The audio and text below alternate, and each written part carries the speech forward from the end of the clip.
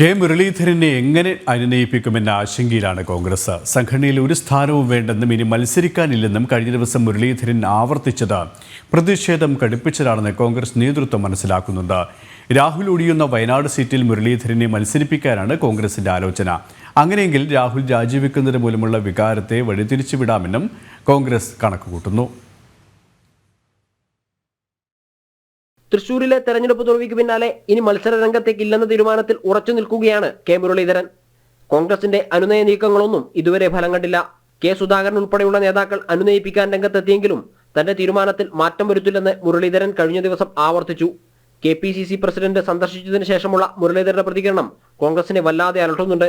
അതോടൊപ്പം വയനാട് സീറ്റ് ഒഴിയാനുള്ള രാഹുലിന്റെ തീരുമാനവും കോൺഗ്രസിനെ പ്രതിസന്ധിയിലാക്കുന്നു. രാഹുൽ വയനാട്ടുകാരെ വഞ്ചിച്ചെന്ന ആരോപണം ഇപ്പോൾ തന്നെ ഉയർന്നു കഴിഞ്ഞു. ഇന്നലെ നടന്ന കോൺഗ്രസ് പ്രവർത്തക സമിതി യോഗത്തിലാണ് റായ്ബറേലി നിലനിർത്തി വയനാട് സീറ്റ് രാജിവെക്കാൻ ധാരണയായത്. ജൂൺ 17 മുമ്പ് ഇക്കാര്യത്തിൽ തീരുമാനമുണ്ടാകും. അങ്ങനെയെങ്കിൽ വയനാട്ടിൽ മത്സരിക്കാൻ മുരളീധരൻ തയ്യാറാകുമോ എന്ന ചർച്ചയാണ് കോൺഗ്രസിനകത്ത് നടക്കുന്നത്. മുരളീധരൻ മത്സരിക്കാൻ തയ്യാറായാൽ രാഹുൽ വയനാടിനെ ചതിച്ചെന്ന ആരോപണത്തെ ഒരു പരിധിവരെ തടയാമെന്ന കണക്കുകൂട്ടലാണ് കോൺഗ്രസ്. BJPയോട് പോരാടി പരാജയപ്പെട്ട മുരളീധരനെ തങ്ങൾ വഴിയിൽ ഉപേക്ഷിച്ചില്ലെന്ന പ്രതീതി സൃഷ്ടിക്കാൻ അതിലൂടെ കോൺഗ്രസിനാകും.